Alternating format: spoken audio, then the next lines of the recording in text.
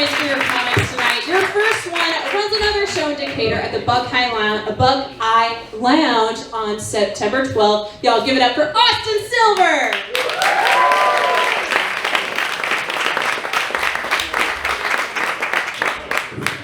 Oh wow, this is crazy. Thanks for coming, guys. You guys did it.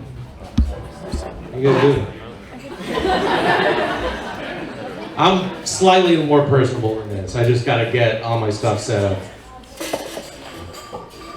I'm just slightly more you guys are being real low-key about it, but I assume everybody came out to see me because I've been on TV. I'm a TV star. No one ever says yes, that's fine. I was in a Chuck E. Cheese commercial. I played a dad. I don't have any kids, they just needed someone to look tired. So, those are the parts I go. I can play a dad, I can't play any type of dad. I can't play a dad in like a Nature Valley granola bar commercial, right? Like where they're hiking, and they get to the top of the mountain and they say, "We're attractive." I can't play that kind of dad. You gotta know your limits. You gotta know your limits. For instance, a casting call went out for a construction worker for a Chevy truck commercial. I needed to submit. Because it's Chevy, I know what they're looking for. They're looking for like a manly construction worker. They're looking for a construction worker that's gonna get the job done. I could play construction worker in a heartburn commercial. Everybody in here would buy Tums from me. You guys know it. It's true. This is the most embarrassing thing I ever tried out for. I tried out for a commercial for diabetes medication. Yeah. Not the kind you're born with, the kind you earn.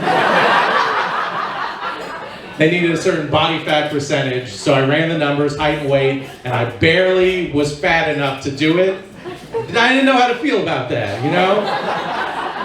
But I barely made it. So that's the good news, which means I look great for someone who might have diabetes.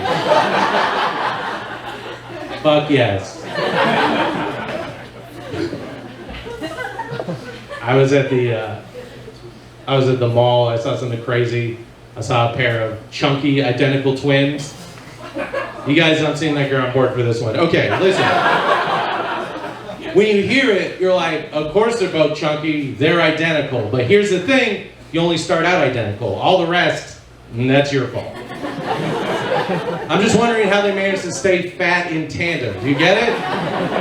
Do they live the whole, like, you'd have to live the exact same lifestyle. Do they just work a desk job, just a regular job, no one ever had to work through lunch, right? They go home, they live in the same apartment, they say, "You know what I feel like for dinner?" Yes, they split a pizza, like, how are they doing? And look, I know I'm overweight, okay? Tinder told me so, but I guarantee you, if I had an identical twin the same size as me, I wouldn't be overweight anymore. Because I don't even like looking in the mirror. I can't imagine having a walking 3D model of my fat ass follow me everywhere. I can't imagine me sitting across from me eating a meatball sub. You get it? It'd be like watching a documentary about how I got fat. I'm not interested. Change the channel. I refuse to learn anything. I was on a road trip. I was at a rest stop in Texas. You know, they have like a welcome center and then they have the bathrooms and that's it. Any rest stop, anywhere in the country. And I went in there and I had to go to the bathroom, and this guy went into the bathroom before me, and he gets in and he takes a couple of steps in and he looks around. He says, "Oh, more bathrooms." And then he looks at me, he said, "I just want to see what all was at this rest stop." You want to see what all was at a rest stop? Nothing, dude. What do you think? My first instinct was to be like, "Fuck this guy. This guy's a fucking idiot." But I want to be like that guy. Don't you? I want to be excited about something.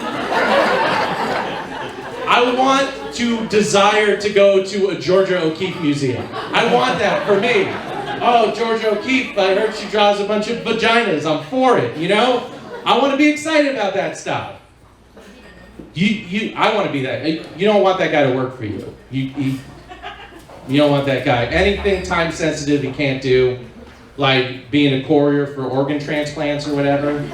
Some guy's coding on the table because he couldn't get his heart because rest stop guy got distracted by a hot air balloon. It's my favorite, it's Remax. I do want to be, but I was like, I need to go look and see what was in the other building. That's what I need to do. So I walked over to the other building. There was 2 buildings at the rest stop. And for like, the whole duration of the walk, I was a better person. I was walking over there like, I should go hiking more. I should take those pottery classes that I taught. My Bumble profile would have been amazing. People would have been asking all the numerous women that fell for me. They'd be like, what do you see? They're like, well, he's not great looking, but it's something magnetic. I was that person. And then I got to the first building and it was just vending machines. And then I became the bitter, angry person that I was before, 45 seconds before. If I'd gone in there and it was like Maya Angelou reading a poem or whatever, I wouldn't be here. I would be at a Tony Robbins, event and be like, the only thing holding you back is you. Go live. But it was just vending machines.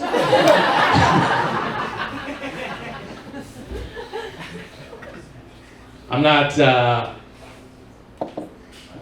oh, okay, yeah, all right. I just got out of a relationship. Every comedian is either getting into or coming out of a relationship. It helps the narrative. I just got out of one. This is what I did. To make myself feel better right after we broke up, I went and got condoms off of Amazon, which don't do that. The quantities are too big. I got a package with 50 condoms. 50? Why? I've never even run a 5K. I just signed up for a marathon. I don't have the background. 50? And they came, it wasn't even in a box. They just came in a padded envelope, like fucking Amazon always does. No box, just long strips of condoms like Chuck E. Cheese tickets. And just like Chuck E. Cheese tickets, I'm not gonna get anything with them. This is the real number I needed. It was 3, that was the number. And that includes the one that you put on backwards by accident the first time you have to throw it away.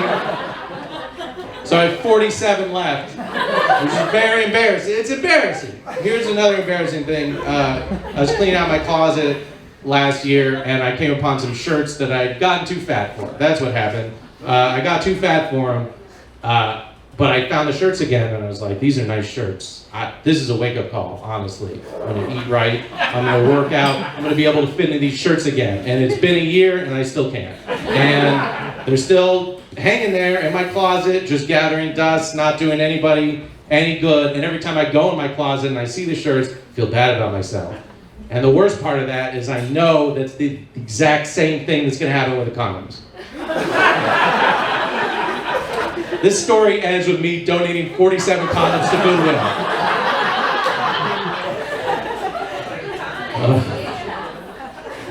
Not good at sex. I'm not getting a lot of surprise. I'm not good at talking dirty. I feel like I'm not good at talking dirty. I was having sex with this girl and she was like, oh my God, I'm so wet. And I was like, good.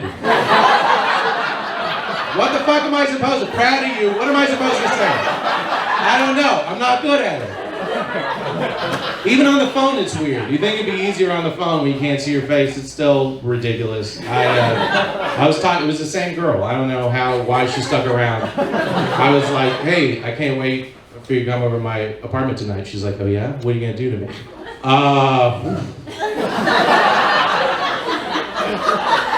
I had to Google rap lyrics.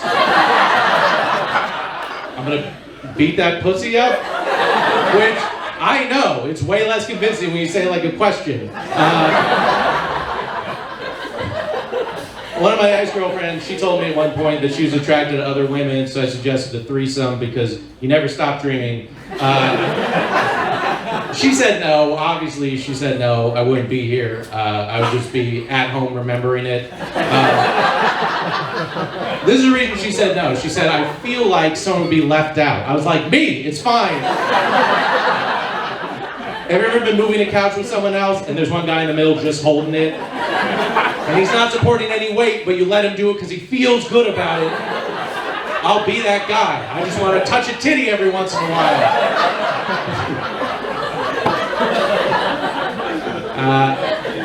I'm trying to... It's 2000, God, 2000, we're already done with 2019. I'm trying to eat better, man.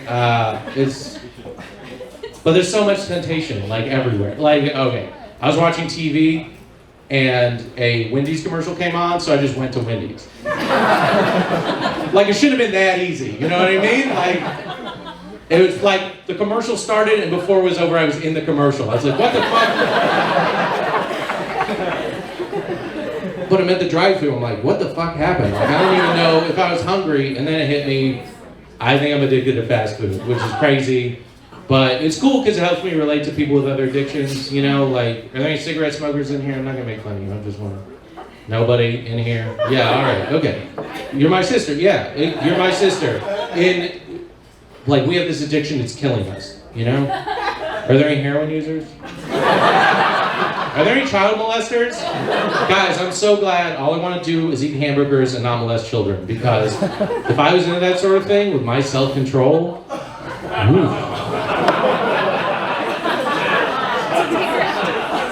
cops would come in, they'd be like, hey, we told you to stop molesting kids. I'd be like, I know, I'm sorry. It's just that it's my cheat day. What I do is I don't molest kids for like 6 days, and then on Saturdays, I can molest all the kids I want. You guys are looking at me like you've never been on a diet. All right, I'm Austin Silver, thank you.